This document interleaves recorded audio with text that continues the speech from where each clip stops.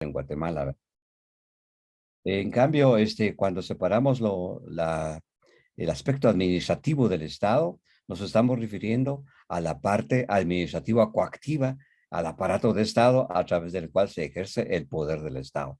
En cambio, en la identidad nacional se tiene que tomar en cuenta la cultura, la identidad, la autoidentificación, el idioma, la espiritualidad de los pueblos que componen el país. Y por eso es que nunca ha habido una identidad nacional en Guatemala, ni antes de 1985 con la nueva Constitución de la República, ni después, ¿verdad? Entonces, porque hay que separar esos dos conceptos. Eh, Hay que tomar en cuenta el aspecto espiritual de las personas, no solo el aspecto administrativo coactivo que lo da el Estado, ¿verdad? Entonces se puede decir que en Guatemala sí hay identidad estatal, pero no hay identidad nacional porque hay varias identidades nacionales. Claro, hay una que es dominante y hegemónica, que es la de la clase dominante, pero la cultura ladina o criollo ladina, pero también ya las leyes del país han reconocido la existencia de otro tipo de identidades, como son las identidades de los pueblos, únicamente. Muchas gracias, don Demetrio Cortí. Nos habla entonces desde su postura, su reflexión situada y con trayectoria en el tema que en Guatemala no existe una identidad nacional, lo que existe es identidad del Estado y identidades nacionales, es decir, diversidad de identidades de los pueblos y en este caso transitando hacia la categoría de pueblo en el término político, en ese sentido naciones. Planteamos esto porque en la lógica de la modernidad, y el Estado-Nación es una herramienta de la modernidad, se planteó bajo la lógica de la filosofía monista que a un Estado le corresponde una nación y a esa nación le corresponde una identidad. Por eso es que nos rotulan, nos dan una tarjeta a cada uno de los que hemos nacido en algún territorio perteneciente a algún Estado. Eso obviamente, como dice don Demetrio, en los hechos eso es irreal, no existe. En la teoría seguramente que sí, pues ni siquiera Francia pudo construir donde nació esta idea, o en el norte de Europa, donde nació esta idea de los Estados-naciones con sus propias identidades, etcétera, no se pudo. Claro, se intentó a través de las instituciones construir una identidad, de eso seguramente nos va a hablar Isabel con bastante profundidad, porque ha trabajado el tema de la identidad ladina, etcétera, intentando hacer que eso sea la identidad del país. Vamos a ir con Francisco Rocael. Francisco, la pregunta para ti es, entendemos que se ha creado un espacio de articulación, consenso por la plurinacionalidad se denomina, incluso ya se mostró el emblema, el código del POP, del petate, con diferentes colores. ¿Por qué, para qué y cómo surge esta idea de la plurinacionalidad? Cuéntanos, por favor, Rocael. Sí, efectivamente, yo creo que la necesidad de construir una identidad plurinacional, un imaginario popular en relación a la plurinacionalidad, pues es una necesidad. Entonces, construir una imagen donde nosotros, todas y todos, toda la diversidad que existe en nuestro país, nos sintamos representados. Yo creo que ya don Demetrio Cortí nos ha explicado cómo sistemáticamente en Guatemala se ha pues impuesto una sola nacionalidad, rompiendo entonces esa pluralidad que caracteriza a nuestro país. Eso entonces el emblema busca fundamentalmente contribuir a la construcción de la identidad plurinacional que caracteriza a nuestro país. Para nosotros eso es el futuro de Guatemala. Pero también es importante para contrarrestar las campañas que se han venido también difundiendo en los medios de comunicación para confundir a la población en relación al Estado plurinacional, ¿verdad? Porque comúnmente se dice que va a dividir al país, que nos va a confrontar más. Sin embargo, yo creo que el emblema está claro. En la segunda sección vamos a explicar en qué consiste el emblema plurinacional. busca fundamentalmente entonces cómo debemos construir la unidad en la en la diversidad. Para nosotros esa es la esencia de esto. El gran reto que tenemos para superar estos problemas sociales de discriminación y racismo, pues es construir esa unidad en la diversidad, ver la diversidad no como un problema, sino que una gran posibilidad de sacar adelante a nuestro país. Entonces, para nosotros, a partir de la comprensión de la plurinacionalidad, donde debemos converger los diferentes pueblos, mayas, xincas, garífuna, ladino, mestizo, entonces esto nos va a dar la posibilidad de avanzar en la construcción el fortalecimiento de los sujetos políticos que le darán vida al nuevo Estado plurinacional. Eso también ayudará a comprender el contenido del proyecto plurinacional y llegar a construir el consenso necesario para entonces concretizar el proceso constituyente, ¿no? Que son como los 3 elementos fundamentales necesarios para poder llegar a concretizar lo que nosotros le llamamos el Estado plurinacional. Entonces, acá en Guatemala, pues dadas esas dificultades que hay, las confusiones que hay en relación a la identidad de nuestro país, pues nosotros vemos el emblema plurinacional como una contribución, un aporte para comprender mejor en todos los niveles a través del simbolismo qué significa entonces la identidad plurinacional y a qué nos referimos cuando decimos que es necesario pasar, digamos, a una visión de Estado-nación a una visión de Estado plurinacional. Entonces, nosotros volvemos a insistir, esto es una contribución, entonces, para comprender colectivamente qué entendemos por un Estado plurinacional y la necesidad de reforzar la construcción de la unidad en la diversidad. Termino diciendo cómo se llegó a esto. Bueno, esto ha sido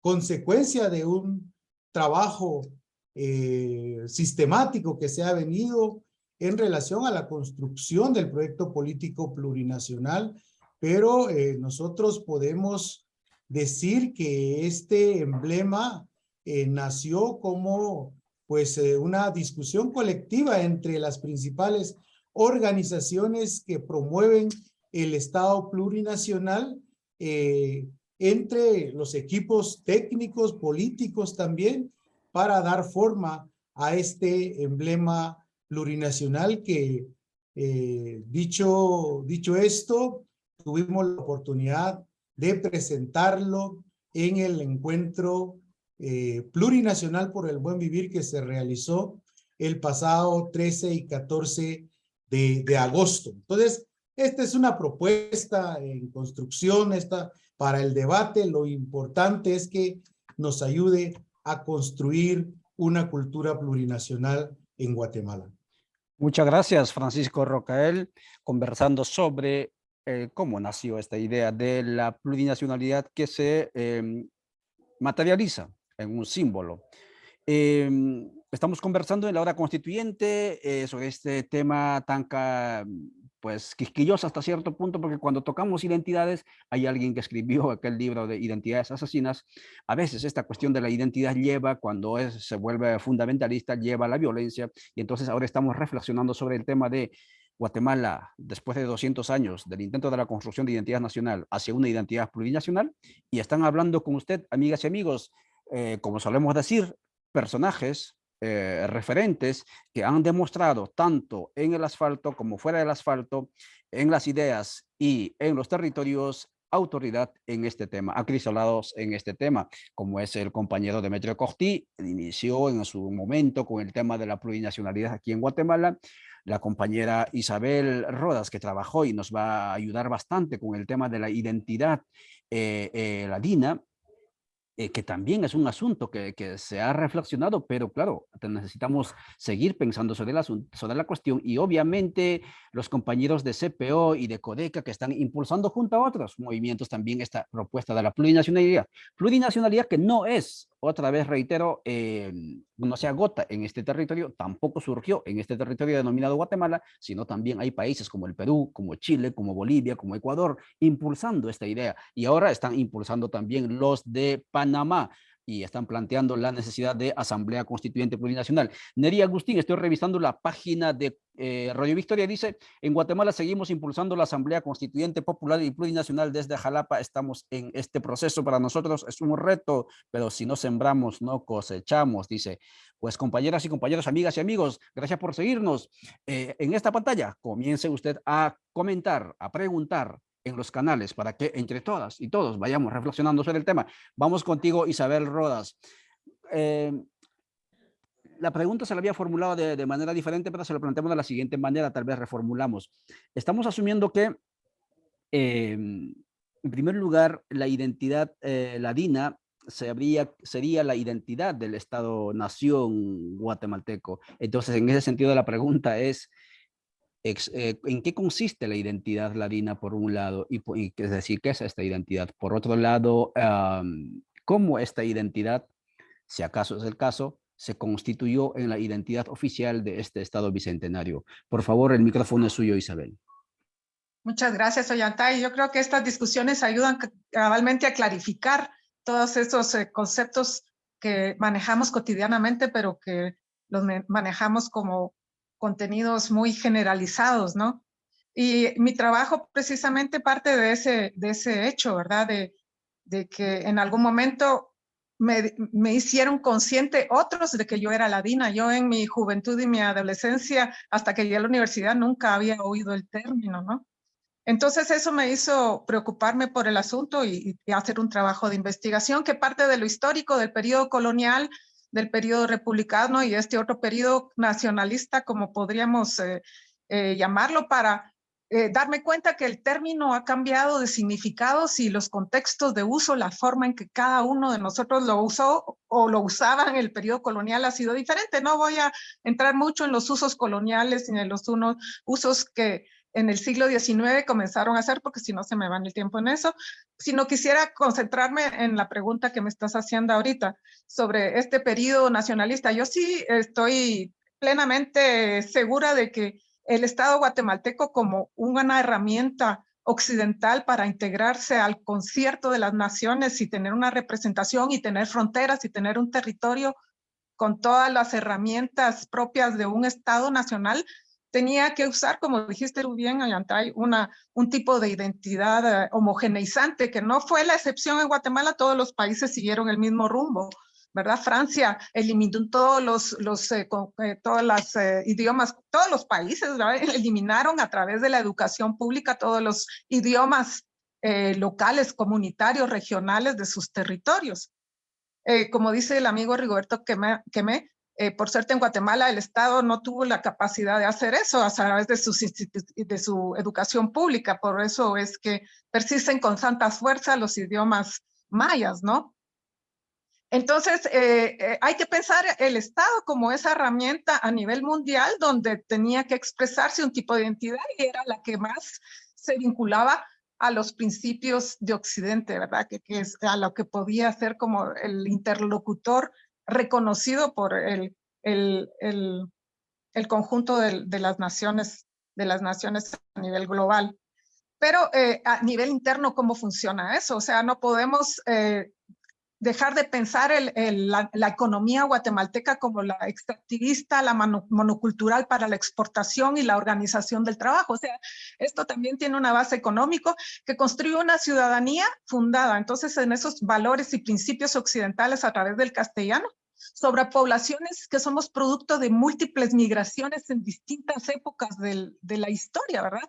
Migraciones provocadas por pobreza, por violencia, los afrodescendientes sabemos cómo vinieron, los chinos, los musulmanes, los árabes, o sea, una cantidad de poblaciones que han migrado en diferentes momentos y que también han migrado con otras condiciones y se han podido insertar bajo los principios que el Estado guatemalteco les ha permitido, tal vez en la medida que hablan español y tienen las herramientas reconocidas con mayores ventajas que las poblaciones locales, ¿verdad?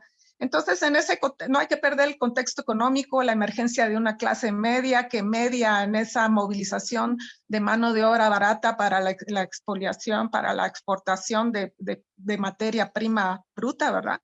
Entonces, sí, hay un principio de ciudadanía construido sobre esos valores occidentales, sobre la homogenización a partir del español, referencias fenotípicas, de ahí toda la escogencia y los privilegios de gente que tiene la piel blanca, ¿verdad? Y el monoculturalismo, ¿verdad? Eso no lo podemos negar, pero tampoco podemos negar que lo ladino es un concepto difícil de entender porque ha sido usado dentro del contexto teórico para analizar, digamos, las estadísticas, y los análisis siempre se organizan alrededor del ladino indígena sin entender qué es ladino y qué es indígena, ¿verdad? Entonces tiene un carácter teórico, digamos, que es más ideológico, y también los actores lo usan en función de sus contextos y sus situaciones personales y de convivencia, ¿verdad? Entonces es un problema de integración, de cómo nos integramos a ese estado. Y creo que el problema es entender, perdón, a las instituciones de Estado, porque si bien uno, perdón, puede negar, como está sucediendo ahorita, identificarse como ladino y mejor reconocerse como mestizaje, porque es retomar toda esta historia de grupos diferenciados que vienen en diferentes épocas, que también hay un mestizaje con poblaciones mayas, o sea, tenemos un conjunto de historias personales que no necesariamente hacen una identidad y un imaginario muy claro, ¿verdad? Sino parte negada y parte revalorizada en función de estos contenidos deseables para integrarse económicamente a una clase o a un media o a un bienestar económico que no era posible hacerlo. En los años 60, por ejemplo, ser clase media y ser indígena era impensable, ¿verdad? En cambio, ahora sí hay un reconocimiento a grupos económicamente mejor posicionados dentro de las distintas formas de producción, de actividades económicas que hay en el país que pueden y tienen el derecho de ejercerse dentro de sus valores comunitarios, ¿verdad? Que eso no existía hace ese reconocimiento a pertenecer y ser una clase media con valores mayas no existía hace unos años. Entonces son las instituciones del Estado las que tenemos que repensar y que han sido ejercidas dentro de los valores occidentales, el castellano, el reconocimiento fenotípico a un tipo de población que no es la maya, ¿verdad? Ni los afrodescendientes, ni los chinos, ni los libaneses, ni los musulmanes, por ejemplo, yo me fui a Francia y todo el mundo me hablaba en árabe y yo dije, pucha, nunca había pensado que yo tenía un fenotipo árabe, ¿verdad? Nunca en mi vida. Y entonces sí, ya me hizo reaccionar y un golpe, ¿verdad? Un golpe después de que una compañera Maya Cachiquel me dijera que yo era ladina, eso fue un primer golpe para mí, y después otro golpe que me dijeran, que me hablaran solo en árabe en Francia, ¿verdad? Eso fue. Entonces, hay que reflexionar sobre las prácticas en las instituciones, ¿verdad? Una salud que solo se mueve bajo conocimientos y principios occidentales, una educación que solo enseña valores y a través de un idioma que no es el materno, los alimentos, ¿verdad? Revalorizar la producción, el trabajo que se ha valorado más el trabajo asalariado, ¿verdad? Pasar por el dinero. Todos esos principios que nos van llevando a una cultura occidental, pero a una cultura occidental capitalista, ¿verdad? Y yo creo que ahí es donde voy a dejar para retomar después estos elementos en la siguiente intervención. Muchas gracias, Isabel Rodas. Entonces nos deja la idea de que Estado monocultural, la capitalidad, digamos sí, la capitalidad del capital del castellano, ¿no?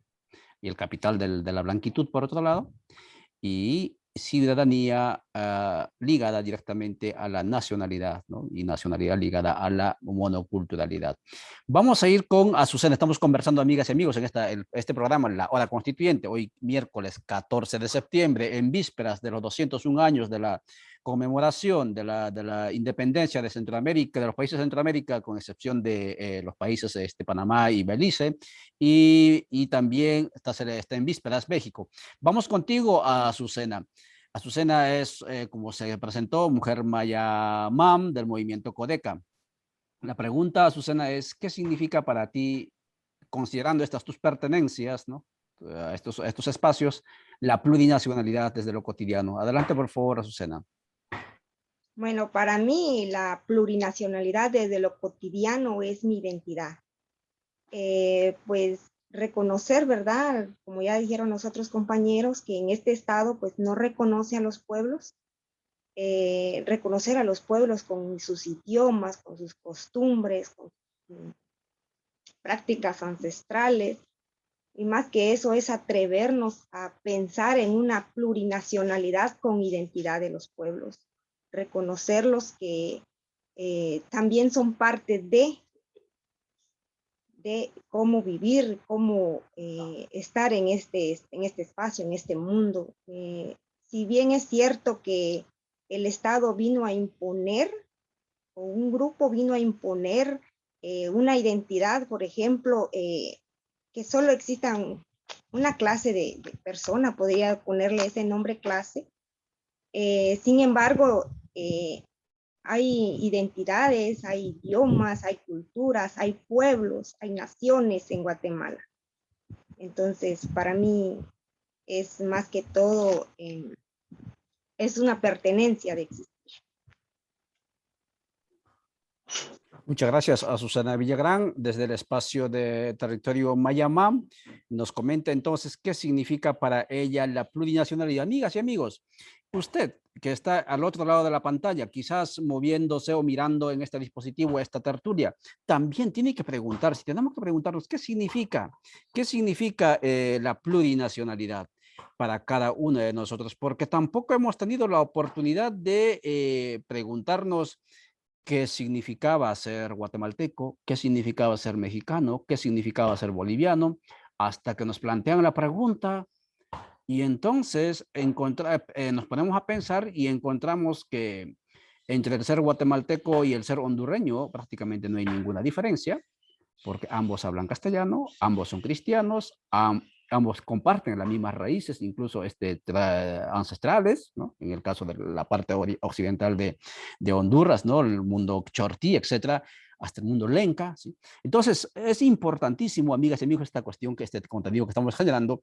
porque tenemos que preguntarnos qué significa la plurinacionalidad y que finalmente, ¿no es cierto?, a dónde pertenecemos. Vamos a ir con nuestro compañero Demetrio Cortí, con la segunda parte de esta intervención, de su intervención. Y la pregunta es, emergen voces, don Demetrio, que enarbolan una Guatemala plurinacional, y de eso usted es testigo y también es actor.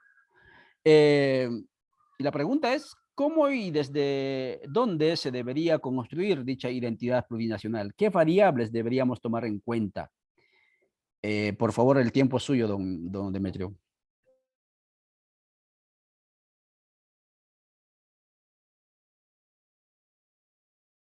El micrófono lo tiene apagado, don Demetrio. Tanto desde abajo como desde arriba, es decir, tanto desde las cúpulas del Estado como desde las bases comunitarias. Lo que tenemos en Guatemala es, digamos, bastante resistencia indígena, resistencia activa y pasiva para conservar la cultura viva de los pueblos indígenas. Sin embargo, esas culturas vivas también han perdido bastante de sus componentes y también han perdido vitalidad. Para nadie es un secreto que los idiomas indígenas están muriendo, todos están en peligro de extinción, porque la fuerza del Estado, ahí sí que la fuerza coactiva del Estado es mucho más fuerte, mucho más poderosa. Entonces hay que hacer cambios también a nivel de cúpulas, a nivel del Estado. Hay que tomar el poder y hay que ejercer el poder para defender esos valores culturales, digamos, indígenas. Entonces, sí hay que empujar el cambio hacia el pluralismo, pero desde las bases y desde las cúpulas. Hay, por ejemplo, hay movimientos que empiezan desde abajo, desde las comunidades, desde, digamos, desde los pueblos, desde los municipios, pero si no reciben el apoyo y el coronamiento, digamos, en la ley, no puede haber presupuesto para para esas instancias. Entonces, esa es entonces la respuesta que yo podía decir. Y por otro lado, si se empujan temas desde el Estado, desde la cúpula del Estado, hacia las comunidades, muchas veces esos esfuerzos no tienen sostenibilidad, pues que no tienen base, no tienen demanda para que puedan reproducirse y repetirse, sobre todo mantenerse durante el tiempo. Entonces, en cuanto al el otro tema, ¿qué variables deberíamos tomar en cuenta? Yo creo que hay como 4 variables. En lo cultural es la parte espiritual. Lo más importante de una cultura es el idioma, son los idiomas y la espiritualidad. Eso es como que lo más vital de una cultura. Son como la columna vertebral de las culturas. Casi todos los países todos los pueblos que se han modernizado y que viven como occidentales, como la cultura occidental, no dejaron y no se rindieron con respecto a su idioma y con respecto a su autoridad. Hablo de los tigres de Asia, como Corea, hablo de Turquía, por ejemplo, ¿verdad? Que son países ya casi desarrollados, sin embargo, guardaron su espiritualidad y guardaron su idioma, no se rindieron en ese tema, ¿verdad? En lo político hay que tomar en cuenta que lo más importante también es el autogobierno y la territorialidad correspondiente a cada uno de los pueblos. Eso es lo más básico, o sea, la libre determinación, principalmente traducido en autogobierno y desde luego el pluralismo jurídico. En cuanto al económico, hay que reducir la pobreza, porque muchas veces la enorme pobreza de los pueblos indígenas, en Guatemala son del 80% de los pueblos indígenas, es pobre o extremadamente pobre. O sea, lo que dijo Isabel, ¿verdad? Que había una clase media indígena, solo son el 20% del total de los indígenas, ¿verdad? Entonces hay que reducir la pobreza porque la pobreza también es una causa de muerte de las culturas y de los idiomas y sobre todo es una causa de de la baja autoestima que tiene un porcentaje de indígenas. En los censos de población, no todos los indígenas se han autoidentificado como indígenas, como mayas. ¿Por qué? Porque hay un porcentaje que, debido al racismo, ocultan su identidad, niegan su identidad, y por eso es que en los censos de población casi se mantienen los mismos porcentajes de población a través de los diferentes censos que se hacen que deberían hacerse cada 10 años, pero que se hacen a veces cada 15, cada 18 años, ¿verdad? Y en lo estatal hay que vigilar para que el Estado dé trato igualitario a todos los pueblos. Y eso no es el caso en Guatemala por ahora. Es un Estado colonial y racista. Lo hemos visto y lo hemos dicho y lo han afirmado varios funcionarios, incluso funcionarios indígenas del Estado han dicho que el Estado es racista, aún estando dentro del Estado. La prueba es, por ejemplo, con las ventanillas indígenas, que la DEMI, que la CODISRA, que la ALMG, todas son instituciones indígenas del Estado, pero discriminadas, bloqueadas, saboteadas dentro del mismo Estado.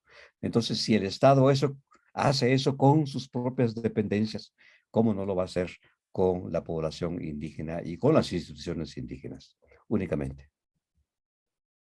Muchas gracias. Demetrio Corti entonces nos indica que efectivamente la plurinacionalidad hay que construirlo de manera ascendente, es decir, de abajo, desde las comunidades, pero también descendente desde el Estado e instituciones, pero seguramente también se refería a las, digámoslo así, élites, ¿no?, culturales, ¿no?, que están trabajando en el tema. Y a nivel de las variables, importante lo que él indica, la cuestión de lo cultural, tomando en cuenta lo del tema de la espiritualidad, desde la reconstrucción o restitución de los territorios con autogobiernos, planteaba él, importantísimo porque, amigas y amigos, ustedes podrán escuchar, han escuchado Bolivia, Estado plurinacional desde 2009, ¿cuánto hemos avanzado? Ecuador, Estado plurinacional desde 2009, ¿cuánto hemos avanzado? ¿Saben por qué no hemos avanzado en esos territorios?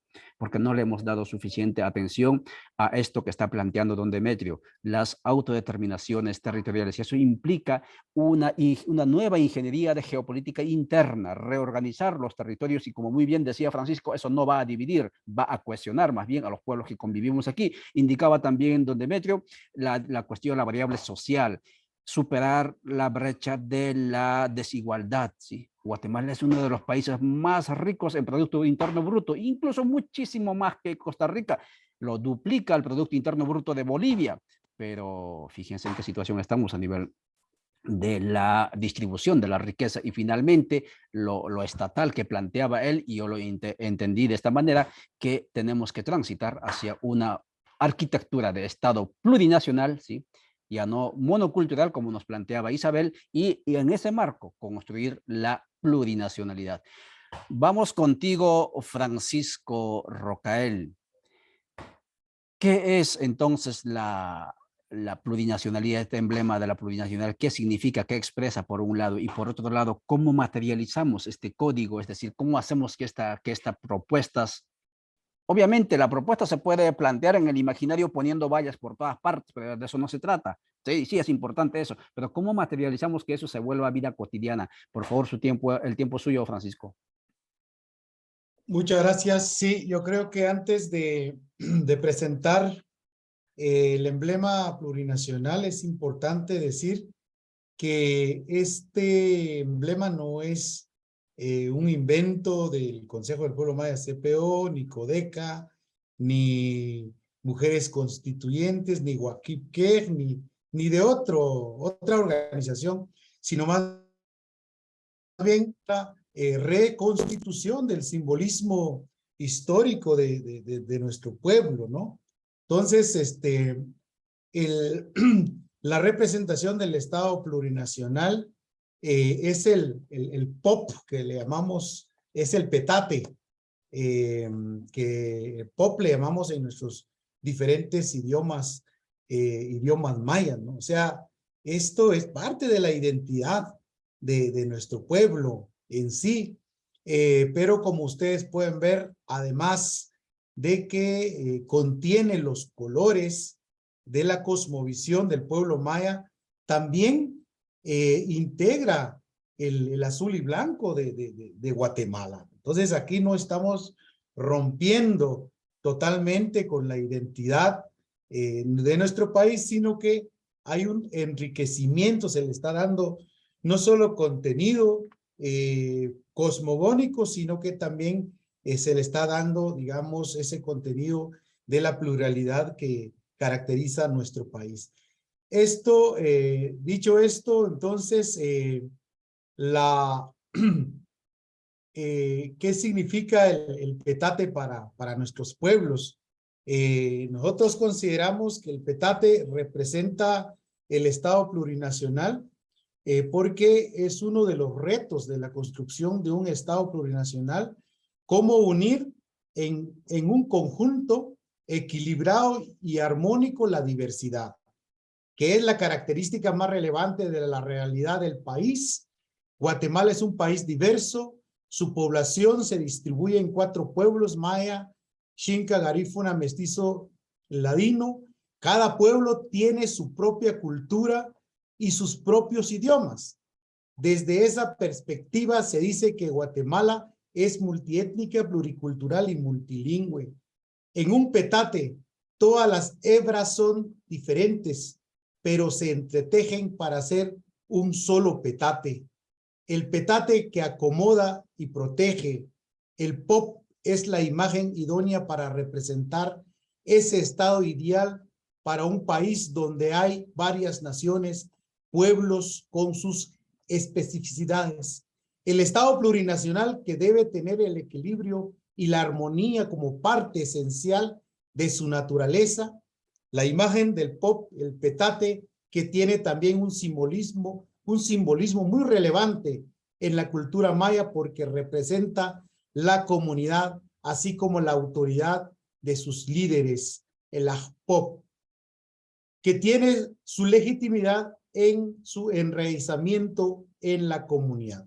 El POP representa el tejido social, el tejido comunitario, el aporte para seguir debatiendo la plurinacionalidad sobre la articulación de los pueblos.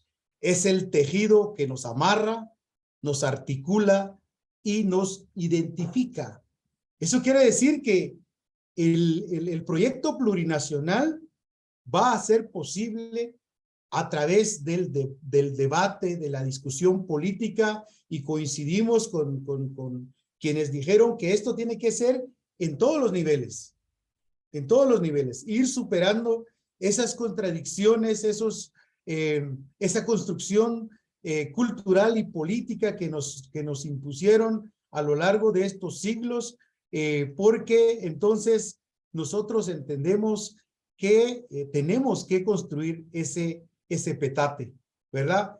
Para esta propuesta, el petate es la síntesis del tejido cósmico, el equilibrio, la diversidad de las personas que forman los pueblos, diversidad de género, sectorial, de edades, de capacidades y la comunalidad. Es la relación de la tierra con el universo, es el cobijo, la casa grande, es el vínculo y la complementariedad entre los hombres, las mujeres y la madre tierra. Es el tejido de la vida, el punto cero es el inicio del tejido.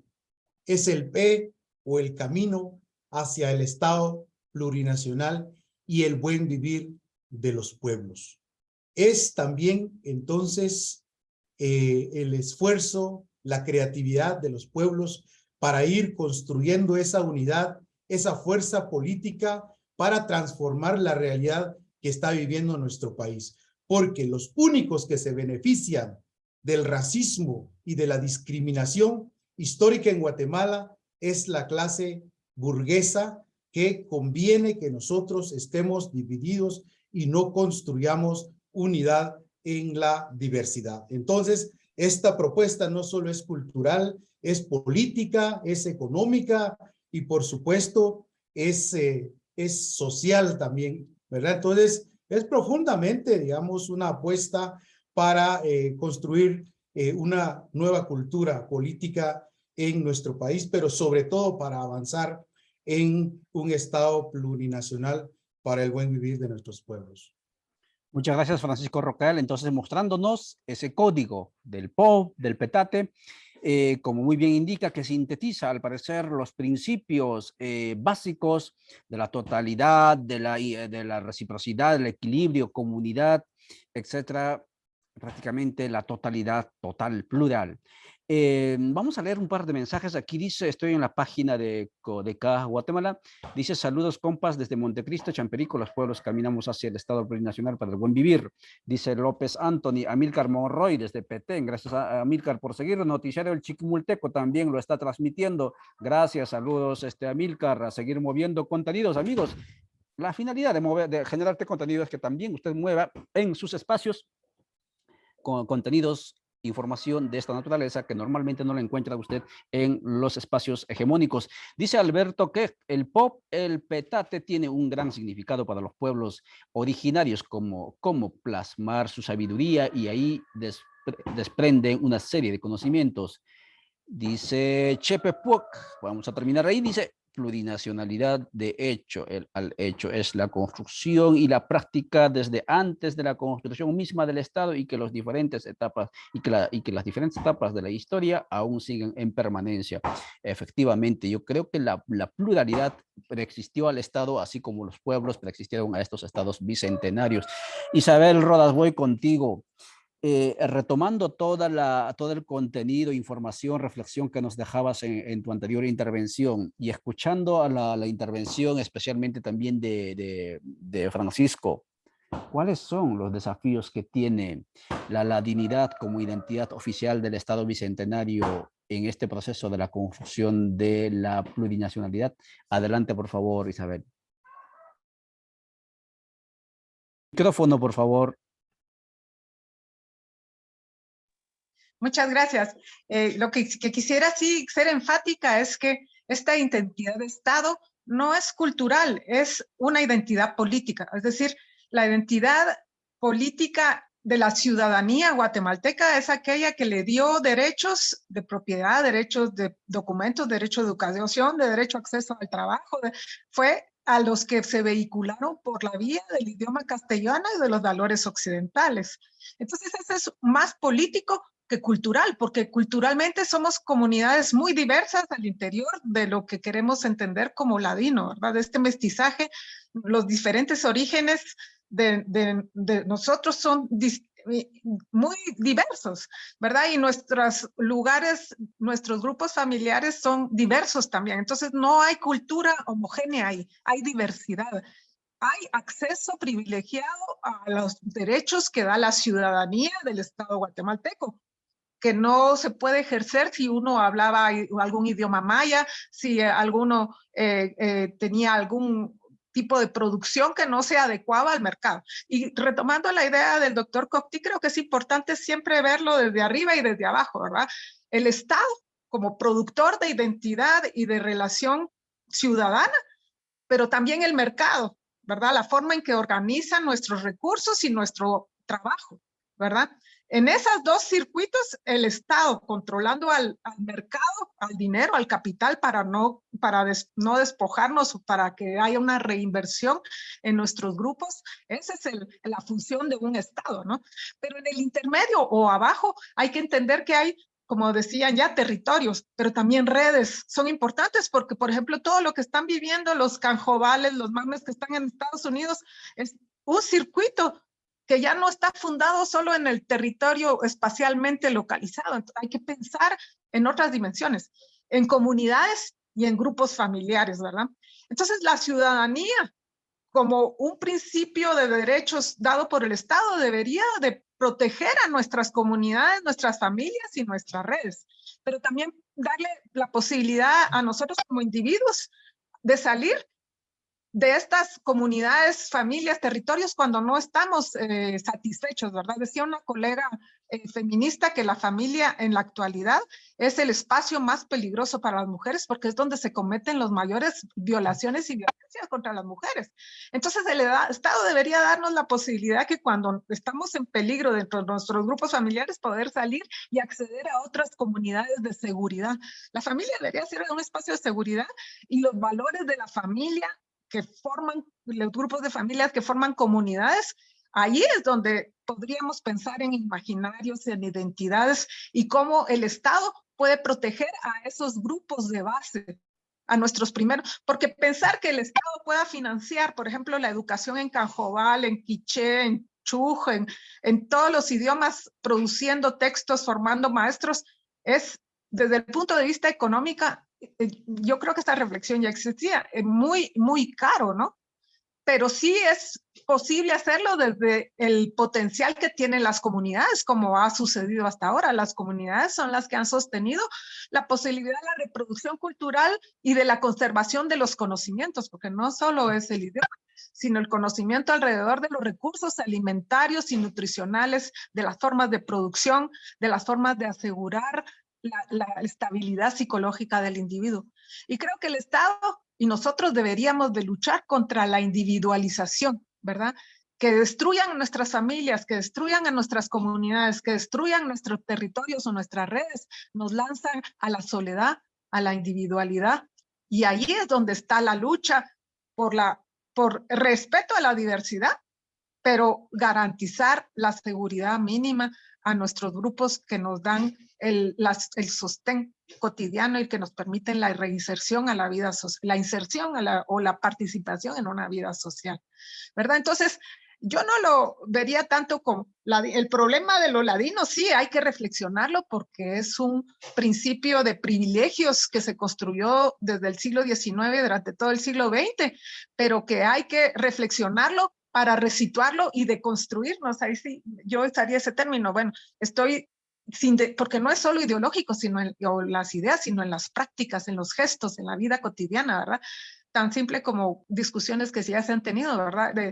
De una salud, por ejemplo, que se ejerce desde el hombre, desde los valores masculinos, sobre mujeres con conocimientos que no toman en cuenta recursos medicinales o prácticas de resiliencia que pueden estar en los grupos comunitarios, que no están en Occidente, ¿verdad? Un médico, a pagarle a un médico es lo más insatisfactorio, o ir al IX es lo más insatisfactorio. ¿Por qué? Porque tienen la idea de la auditoría y otra vez el Estado administrado desde el punto de vista de administración que decía Demetrio, ¿verdad?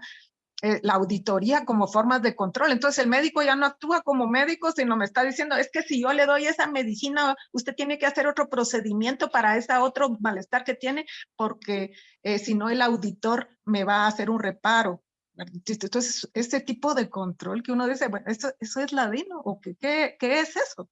¿Verdad? Entonces, sí, yo me saldría de esos términos para poder revisar esas prácticas que nos oprimen, que nos sacan de la posibilidad de tener las condiciones aceptables para una vida digna, ¿verdad?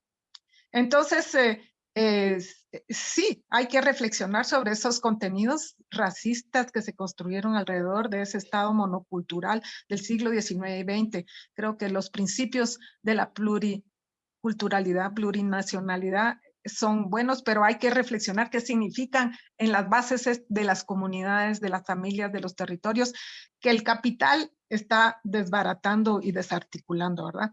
Entonces, pero hay que identificar esos lugares de ruptura para hacer espacios de resiliencia y recuperar contenidos de los valores de nuestros propios grupos y de las formas y contactos que tienen con sus medios urbanos dentro de lo rural o totalmente rurales, ¿verdad? Muchas gracias, Isabel Rodas. Nos indica entonces, nos reitera que la identidad de lo que estamos hablando es una identidad política y en ese sentido el Estado, como muy bien decía también Demetrio, ¿no? Tiene una identidad, ¿no? En los hechos, como muy bien indicaron ambos y lo reitera Isabel, somos diversos, somos plurales. Y además hay un reto que nos plantea Isabel y ojalá, estimada Isabel, que no sea la última conversada que tengamos para la audiencia. Estos son temas que nos inquietantes para todo el continente. Nos plantea esta necesidad de, no lo hizo en esos términos, pero transitar hacia la descolonialidad, cuando habla ya de la deconstrucción de los hábitos, de los modos de ser, de la corporización de un modo de ser, de estar y de pensar, estamos hablando de la descolonización. Y en ese sentido, al parecer que la plurinacionalidad entonces está necesariamente enganchado con el reto de la decolonialidad, que seguramente en algún momento lo vamos a abordar. Ingresé a la página de Resina Queer Internacional, dice allí Rosa Torres, Resina Queer Internacional desde el Ecuador, dice desde Argentina, Río Negro, Línea Sur, sí son los compañeros mapuches que están allá también peleando por las tierras, nos están mirando. Muchas gracias, compañeros, por mirarnos desde allá. Vamos contigo a Susana Villagrán cuando son 9:57, la hora constituyente, intentando dejar ingredientes, ojalá argumentos para este continente constituyente y ojalá también constituyente con horizontes hacia más allá de la modernidad. Azucena, contigo entonces la pregunta es, ¿desde cuándo el movimiento Codeca impulsa esta idea de la plurinacionalidad y cómo se construye la plurinacionalidad, ¿no? ¿Cómo se materializa? ¿Cómo se piensa construir esta plurinacionalidad? El micrófono es suyo, Susana. Bien, pues yo creo que desde hace ya unos años atrás se crió en pensar, pues, hacer defender nuestros derechos en cambios estructurales para Guatemala, porque si bien este Estado-nación pues no nos representa, en este Estado-nación pues nuestros derechos no son evaluados, entonces en este Estado plurinacional pues se pretende criarlo para que todos y todas tengamos el mismo derecho, para que todos los pueblos seamos sujetas y sujetas de derecho, con identidad, con idiomas, reconocer los idiomas, reconocer los territorios en toda Guatemala. ¿Y cómo lo vamos a lograr? pues desde los pueblos, desde los territorios, desde las reuniones asamblearias, de las formaciones que se están impartiendo, de lucha de calle también, conociendo a otros pueblos, conociendo sus historias, sus costumbres, sus tradiciones, y fundando la Asamblea Constituyente Popular y Plurinacional para fundar el Estado plurinacional. O sea, crear una nueva constitución para crear el Estado plurinacional. Muchas gracias, Azucena. Entonces, allí otro ingrediente, el tema de la difusión y el posicionamiento de la idea de la plurinacionalidad, y ella indica también de lo cotidiano, pero también las calles, la movilización. Claro, movimiento que no se mueve no puede ser movimiento. Dice Liot Scholl en esta página de, que estoy en Codeca, dice, construir unidad en medio de la diversidad. Francisco Rocael, citando a Francisco, y dice POP como el símbolo de la organización, integración y articulación de todos los componentes cósmicos para el buen vivir. Muy buena intervención, saludos, dice. Edward Cabrera dice, interesante conversatorio. En cuanto al emblema que se está planteando, se debe de consensuar y debatir desde los territorios, porque los pueblos originarios ya despertamos y estamos cansados, dice. Muy bien, claro que sí, Edward, hay que debatir. Gracias por seguirnos. Amigas y amigos, son las 10 de la mañana en este programa La Hora Constituyente, hoy 14 de septiembre, vísperas de los 201 aniversario de la independencia de los países de Centroamérica y México. Voy a dejar el micrófono en el mismo orden que iniciaron para que si tienen alguna idea conclusiva que dejar en la audiencia o si quieren hacer un saludo de cierre de emisión, pues lo puedan hacer. Demetrio, Francisco, Isabel y Azucena, en ese orden. El micrófono es de ustedes. Adelante, por favor, Demetrio. Micrófono, por favor, Demetrio, micrófono. Quería complementar una idea que mencioné durante mi presentación, y es la existencia de una identidad estatal. Efectivamente, existe una autoridad pública. Buena o mala, pero ahí está la identidad pública. El problema es qué pasa con la identificación y con los sentimientos de la población indígena. Como ese Estado no es nuestro y está contra nosotros, recuerden que nos declaró enemigo interno del Estado durante la guerra interna del país.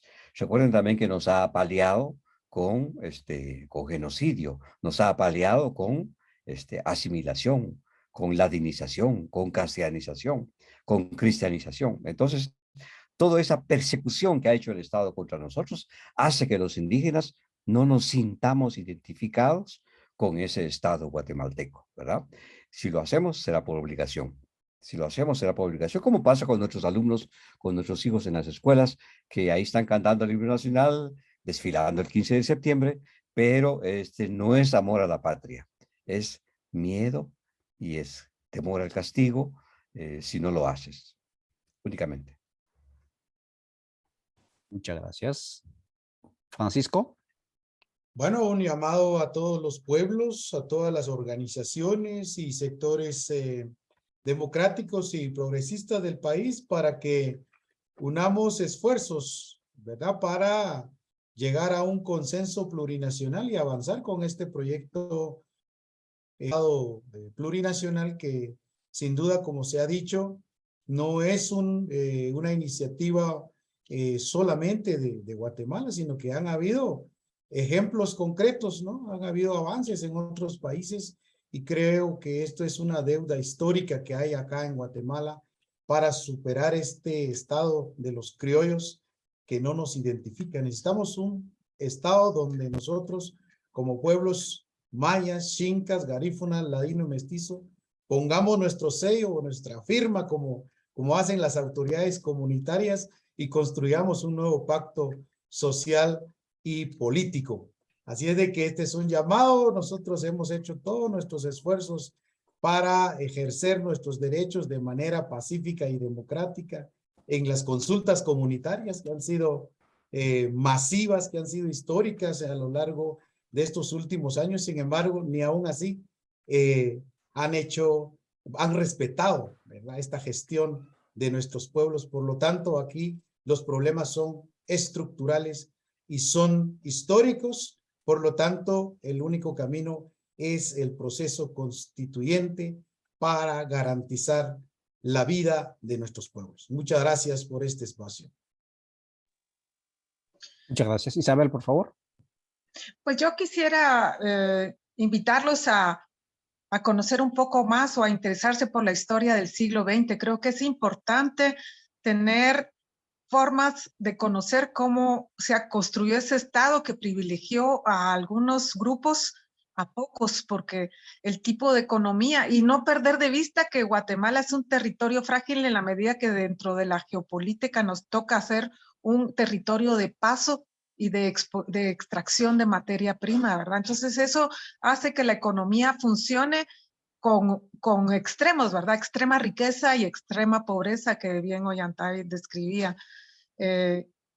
Entonces, ¿cómo ha funcionado ese poder de Estado, esa administración de los recursos, de las posibilidades? Porque el Estado no permite el crecimiento de las economías locales, ¿verdad?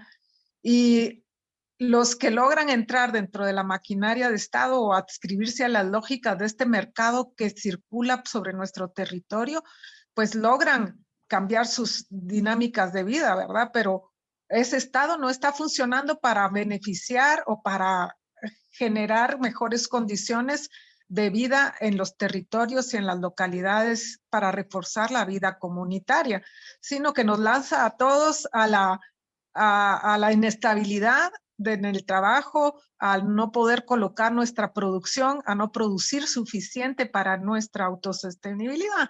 Y es cierto, es un Estado que en el siglo XX privilegió a esa clase media que se identificaba con este fenotipo y que el racismo fue parte de los mecanismos para, digamos, situar a los otros que no tenían posibilidad de acceder a esa escasa clase media. Seguimos siendo un 9% de clase media, ¿verdad? Es un porcentaje ínfimo, ¿verdad? Entonces, pero los mecanismos que antes funcionaba para excluir a unos ya no funcionan. Digamos que todos tenemos acceso más o menos más abierto en apariencia, ¿verdad? Pero nos están lanzando a una dinámica económica mucho más destructiva, ¿verdad? Destructiva de nuestros territorios, de nuestros grupos y de nuestras comunidades.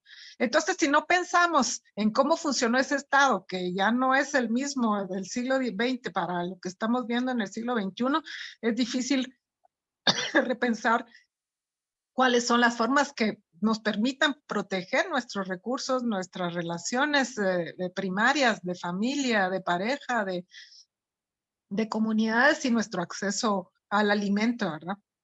Eso para mí es muy importante. Muchas gracias, Isabel. Azucena, por favor.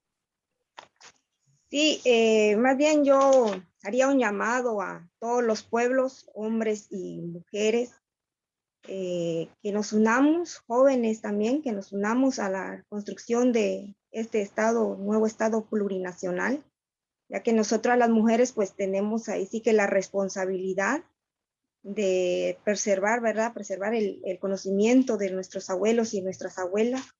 Entonces, que se unan a la organización, a este cambio que nosotros pues estamos buscando para Guatemala, cambios estructurales. Yo creo que ningún otro movimiento está hablando de cambios estructurales como lo está hablando Codeca. Entonces, para mí es eso, es hacerles un llamado a la reflexión, a que no nos queda otro camino más que la Asamblea Constituyente Popular y Plurinacional para crear el Estado plurinacional, únicamente. Muchas gracias, amigas y amigos. Este ha sido el programa La Hora Constituyente, donde hemos abordado, por lo menos introducido a la introducción de esta cuestión de Guatemala hacia identidades plurinacionales. Es un tema que está sobre la mesa.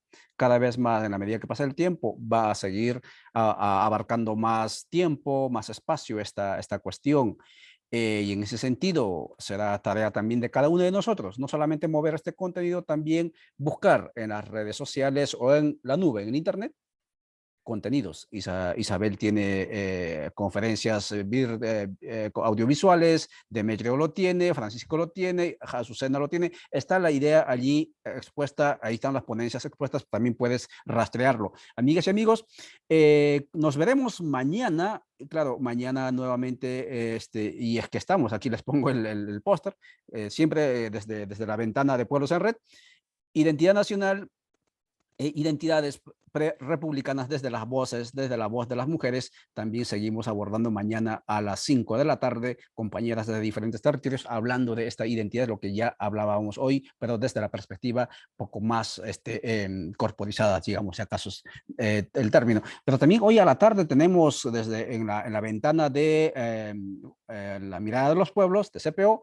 la tertulia esta, la conversada esta sobre la Asamblea Constituyente Plurinacional, que también va a estar interesante. Así que, amigas y amigos, hay contenidos. Muchas gracias por vuestra atención. Ojalá que este contenido también haya sido un aporte, o sea, un aporte para los que vayan a ver, ya sea de insumos o argumentos para este continente constituyente que se mueve en pleno bicentenario de estos estados. Muchas gracias por vuestra atención. Chao, chao.